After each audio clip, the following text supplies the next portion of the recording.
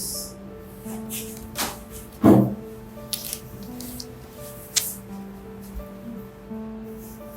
Halo Ci, kembali lagi bersama saya Siar dalam Ngobrol with Gen Z. Menurut kalian, apa yang lagi happening dan dibahas oleh Gen Z? Pidato presiden, korupsi, nasionalisme? Well, no.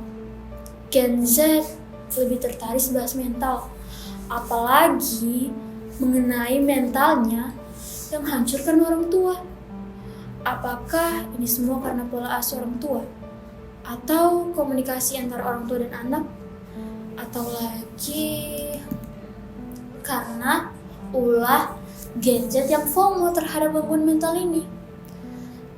Gen Z itu menganggap gangguan mental itu keren.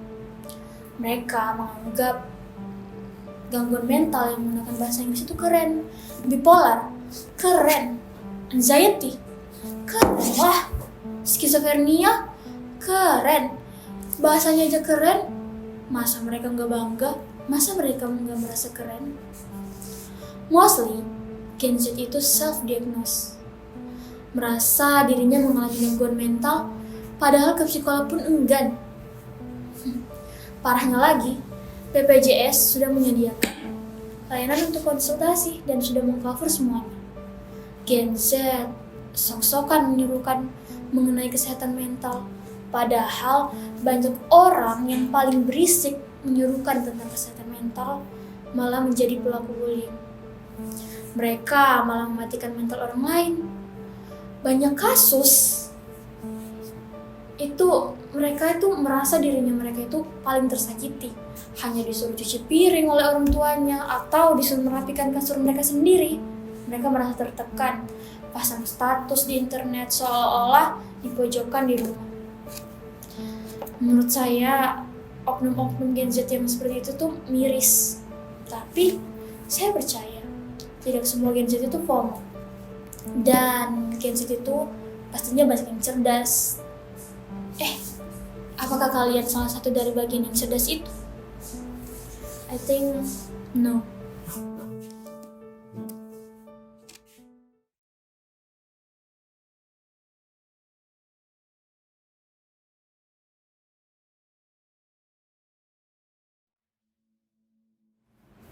Komunikasi antara orang tua dan anak dilakukan dalam rangka memberikan kesan, perhatian, kasih sayang, keinginan, sikap, maupun pendapat. Agar terjadinya komunikasi yang efektif, orang tua dan anak harus saling mengerti dalam berkomunikasi. Tak jarang ada komunikasi antara orang tua dan anak yang gagal, entah sang anak yang tidak ingin mendengarkan, memahami, atau orang tua yang tetap keras mempertahankan pola didiknya yang keliru.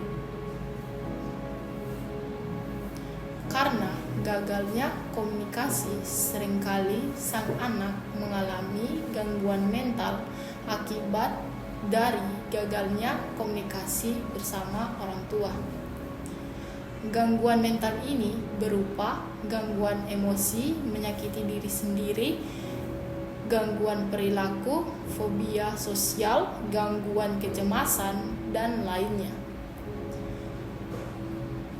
Masalah gangguan mental seperti stres berlebihan, kecemasan, atau depresi dapat mengganggu konsentrasi, mengurangi produktivitas, dan menyebabkan ketidakmampuan untuk menyelesaikan tugas dengan baik.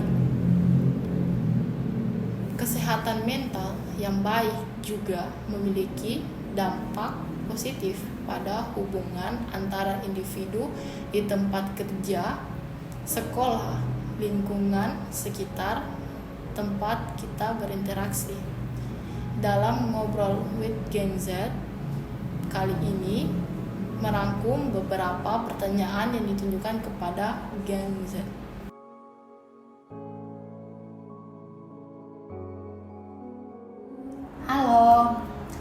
cerita sedikit ya. Hubungan dengan orang tua itu pasti lumayan jelek atau lumayan buruk, karena orang tuaku ini tipe orang tua yang pikirannya nggak open minded, pikirannya masih seperti orang zaman dahulu. Contohnya saja, mau pulang malam pun dimarah, perempuan harus di rumah, bahkan perempuan harus tunduk. Contohnya seperti tidak usah sekolah tinggi-tinggi karena ujung-ujungnya bakal di dapur juga. Padahal kan ini zaman berkembang ya, perempuan juga harus maju loh.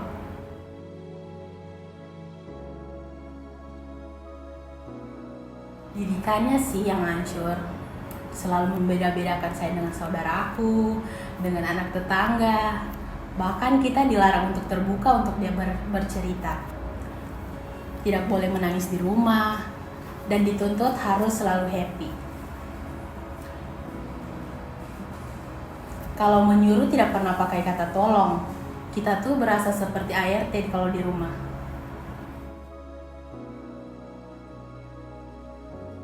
Ada sih, kadang saya mengeluh soal hal-hal yang saya tidak suka. Seperti ya yang tadi itu, saya capek diperlakukan seperti itu.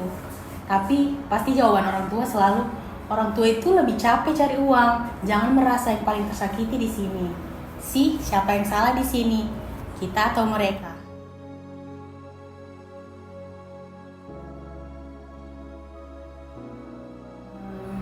Saya jadi sering beralasan untuk keluar rumah untuk kerja tugas. Padahal ujung-ujungnya cuma pergi bermain atau bahkan nongkrong di kafe. Terkadang juga saya sering self harm sih kalau merasa depresi di rumah terus. Kadang suasana hatiku cepat berubah. Bahkan saya merasa diriku kayaknya bipolar.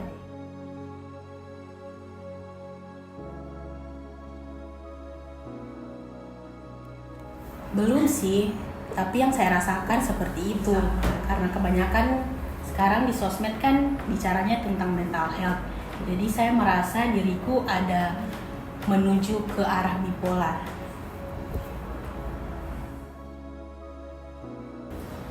Halo Taufik, bagaimana hubunganmu dengan orang tuamu? Alhamdulillah baik.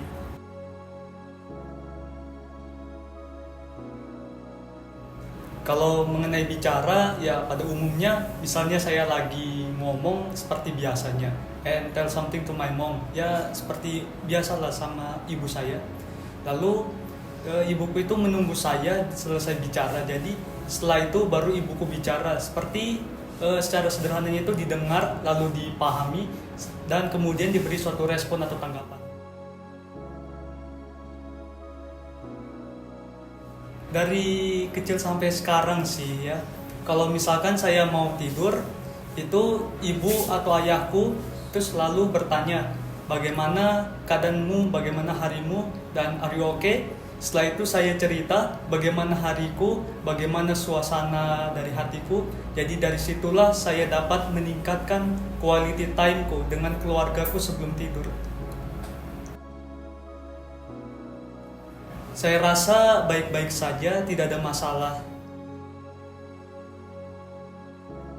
Cerita dengan orang tua sih, ya pada umumnya sebelum tidur itu ayah saya juga bilang kalau misalkan laki-laki itu jangan ditahan menangis saja, karena laki-laki pun itu juga manusia. Jadi kalau misalkan saya sedih, ada dua orang yang saya sayangi, yaitu ayah dan ibu saya, sehingga dapat menghilangkan rasa sedih saya. Lalu harapan saya yang terbesar bagi kedua orang tua saya itu, semoga ayah dan ibu saya sehat selalu, rezekinya lancar, dan tunggu saya untuk sukses dalam membahagiakan ayah dan ibu saya. Terima kasih. Dari kedua narasumber tersebut, tentu saja terdapat perbedaan pola didik dan komunikasi antara keduanya. Terlihat kan bagaimana respon kedua narasumber saat diberi pertanyaan mengenai hubungan mereka dengan kedua orang tuanya.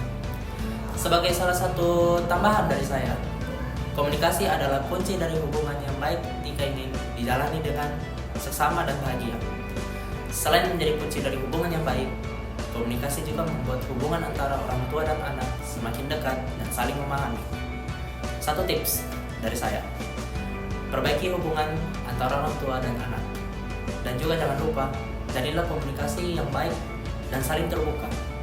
Dan sebagai salah satu contoh, gentle parenting itu adalah merupakan fondasi dari hubungan yang baik antara orang tua dan anak. Sebagai tambahan penjelasan, gentle parenting bertujuan untuk menumbuhkan anak-anak menjadi orang dewasa yang penuh kasih sayang, bahagia, mandiri, dan percaya diri. Dari gentle parenting tersebut, membuat anak-anak yang dididik dengan pola asuh gentle parenting memiliki kondisi mental yang sehat. Jika kalian merasa ada yang salah pada diri kalian atau membutuhkan bimbingan psikolog, segera konsultasikan psikolog yang ada. Jangan pernah ya self-diagnose. Sebagai salah satu penjelasan dari saya, self-diagnose sendiri adalah mendiagnosis diri sendiri bahwa kalian ada mengidap suatu gangguan atau penyakit berdasarkan pengetahuan diri sendiri atau informasi yang didapatkan secara mandiri. Saat melakukan self-diagnosis, sebaiknya kamu jangan berasumsi seolah-olah kamu paling mengetahui masalah kesehatan yang kamu alami. Dan juga jangan FOMO untuk merasa keren ya sih. Sekian ngobrol untuk hari ini. Kami dari Ngobrol Gen Z pamit undur diri. See you next time. Goodbye sih.